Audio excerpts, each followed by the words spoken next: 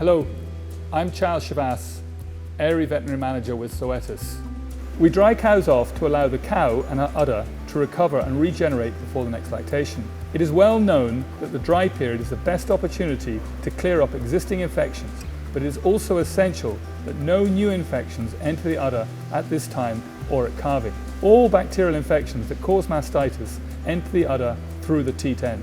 If cows have had a case of mastitis, or if they've had a raised somatic cell count, there is evidence that they may have an existing infection that requires antibiotic treatment. Discuss with your vet whether all your cows should receive antibiotic dry cow tubes along with Boviseal teat sealer, or whether some of the cows may be suitable for Boviseal alone.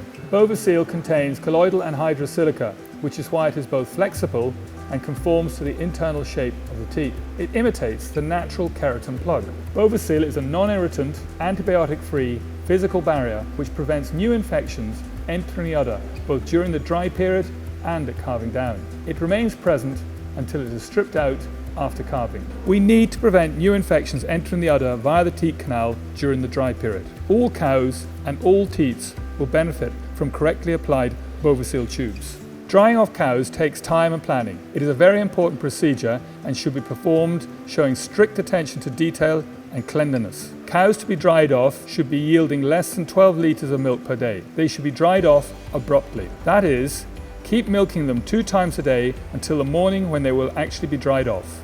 It is a separate procedure to milking cows, and they should be drafted off after the morning milking and left to stand in a clean yard until the parlour has been washed down.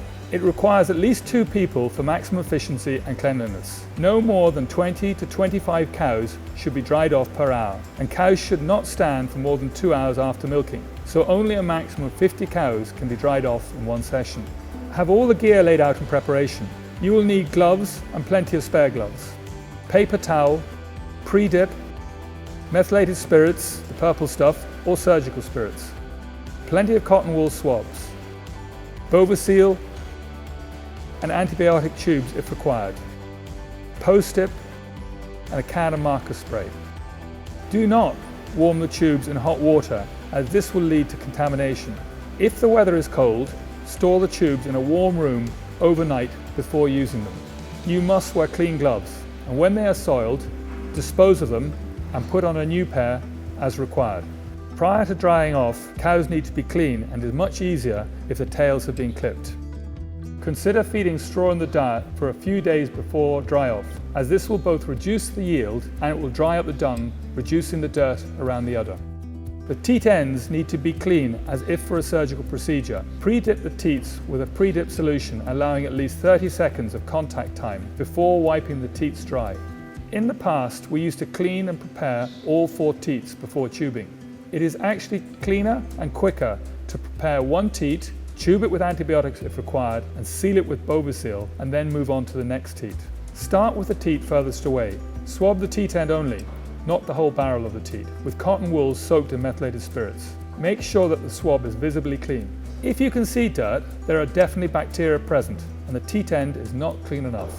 Use another clean swab and repeat the process until the teat end and the swab appear spotless. Always use a fresh swab for each teat end. You and your vet may have decided that some of the cows require an antibiotic tube. Massage this up the teat and into the udder. Without letting go of the teat, firmly seal the teat at the base of the udder between your thumb and forefinger. Insert the Boviseal nozzle and inject the contents slowly.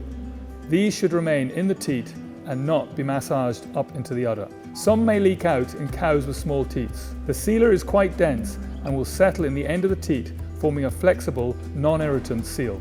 If the end of the tube is contaminated by being dropped or prodded into some dirt, don't risk using it, throw it away immediately.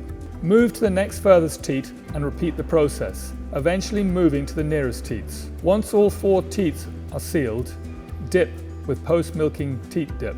The cows should remain standing for at least 30 minutes in a clean yard or at the feed barrier to allow the teat ends to close and to allow the Boviseal to settle in the teat canal.